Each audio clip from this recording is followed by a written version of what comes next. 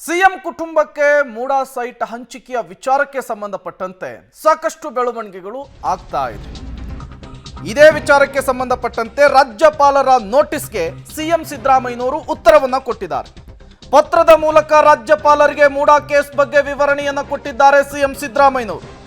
ನನ್ನ ಮೇಲಿರುವಂತಹ ಎಲ್ಲ ಆರೋಪಗಳು ನಿರಾಧಾರ ಅಂತ ಅದರಲ್ಲಿ ಉಲ್ಲೇಖ ಮಾಡಿದ್ದಾರೆ. ರಾಜ್ಯಪಾಲರಿಗೆ ಸಿಎಂ ಸುದೀರ್ಘ ಪತ್ರವನ್ನು ಬರೆದು ವಿವರಣೆಯನ್ನು ಕೊಟ್ಟಿದ್ದಾರೆ.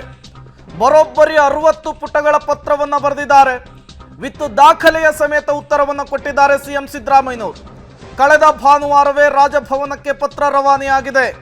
ಪಬ್ಲಿಕ್ ಟಿವಿಯಲ್ಲಿ ಸಿಎಂ ಬರೆದಂತಹ ಪತ್ರದ ಕಂಪ್ಲೀಟ್ ಡೀಟೇಲ್ಸ್, ಒಂದು ಕಡೆ ಟಿಜೆ ಅಬ್ರಹಾಂ ದೂರು, ಮತ್ತೊಂದು ಕಡೆ ಅದಕ್ಕೆ ಸಿಎಂ ಕೊಟ್ಟಿರುವಂತಹ ಉತ್ತರ, ಎರಡೂ ಕೂಡ ಈಗ ರಾಜ್ಯಪಾಲರ ಮುಂದಿದೆ.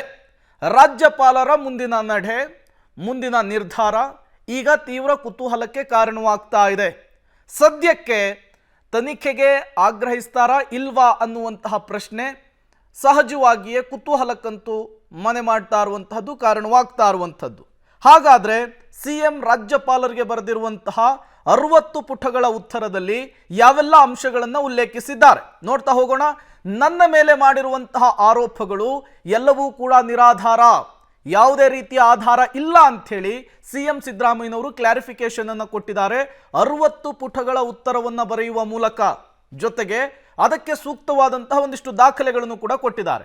ನನಗೆ ನೀವು ಕೊಟ್ಟಂತಹ ನೋಟಿಸ್ ಕ್ರಮಬದ್ಧವಲ್ಲ, ಮಂತ್ರಿ ಪರಿಷತ್ ಕೂಡ ಇದನ್ನೇ ಹೇಳಿತ್ತು. ಸಿಎಂ ಸಿದ್ದರಾಮಯ್ಯನವರು ಕೂಡ 60 ಪುಟಗಳ ಉತ್ತರದಲ್ಲಿ ಇದನ್ನು ಉಲ್ಲೇಖಿಸಿದ್ದಾರೆ.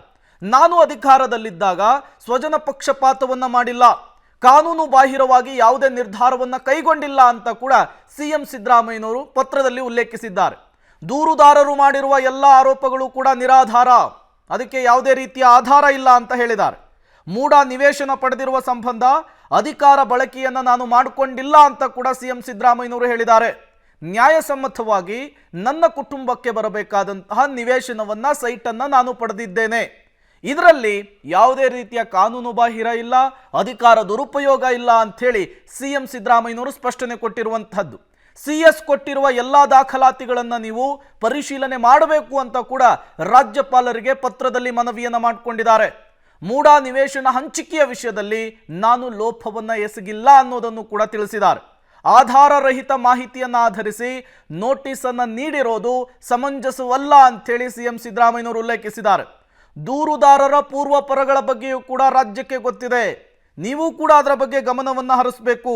ಪೂರ್ವಪರತೆಗಳನ್ನು ಅರಿಯದೆ ನೋಟಿಸ್ ಕೊಟ್ಟಿರೋದು ಸರಿಯಲ್ಲ ಅಂಥೇಳಿ ಮತ್ತೊಮ್ಮೆ ಉಲ್ಲೇಖಿಸಿದ್ದಾರೆ ಸಿಎಂ ಸಿದ್ದರಾಮಯ್ಯನವರು.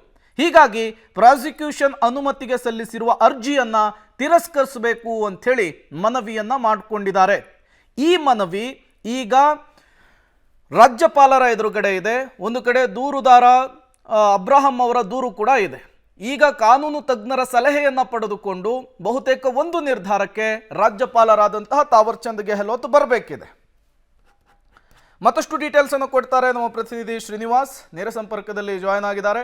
ಶ್ರೀನಿವಾಸ್, ಒಂದು ಕಡೆ ದೂರುದಾರ ಅಬ್ರಹಾಂ ಅವರ ದೂರು, ಅದಕ್ಕೆ ಸ್ಪಷ್ಟನೆ ಕೊಟ್ಟಿರುವಂತಹ ಸಿಎಂ ಅವರ ಉತ್ತರ, ಎರಡೂ ಕೂಡ ರಾಜ್ಯಪಾಲರ ಮುಂದಿದೆ.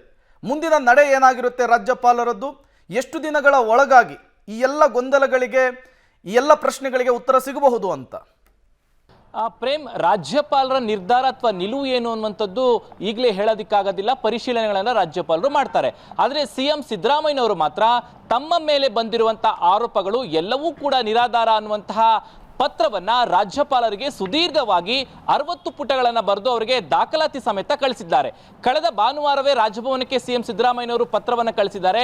ಅದರಲ್ಲಿರುವಂತಹ ಸಾರಾಂಶ ಇಷ್ಟೇ, ನನ್ನ ಮೇಲೆ ಬಂದಿರುವಂತಹ ಆರೋಪ ಎಲ್ಲವೂ ಕೂಡ ನಿರಾಧಾರ, ಮೂಡಾ ಸೈಟ್ ಹಂಚಿಕೆ ಏನಾಗಿದೆ ಕಾನೂನು ಬದ್ಧವೇ ಆಗಿದೆ ಅನ್ನುವಂಥದ್ದನ್ನ ಸ್ಪಷ್ಟವಾಗಿ ಹೇಳಿದ್ದಾರೆ. ಅದರ ಜೊತೆಗೆ ಮೂಡಾ ನಿವೇಶನ ಹಂಚಿಕೆ ಸಂದರ್ಭದಲ್ಲಿ ನಾನು ಯಾವುದೇ ಅಧಿಕಾರವನ್ನ ಬಳಸಿಲ್ಲ, ಅಧಿಕಾರ ದುರ್ಬಳಕೆ ಕೂಡ ಆಗಿಲ್ಲ, ಕಾನೂನಾತ್ಮಕವಾಗಿ ಏನಾಗಬೇಕಾಗಿದೆಯೋ ಎಲ್ಲವೂ ಕಾನೂನಿನ ಒಳಗೆ ಆಗಿದೆ ಅನ್ನುವಂತಹ ಸ್ಪಷ್ಟನೆಯ ತಮ್ಮ ಪತ್ರದಲ್ಲಿ ನೀಡಿದ್ದಾರೆ.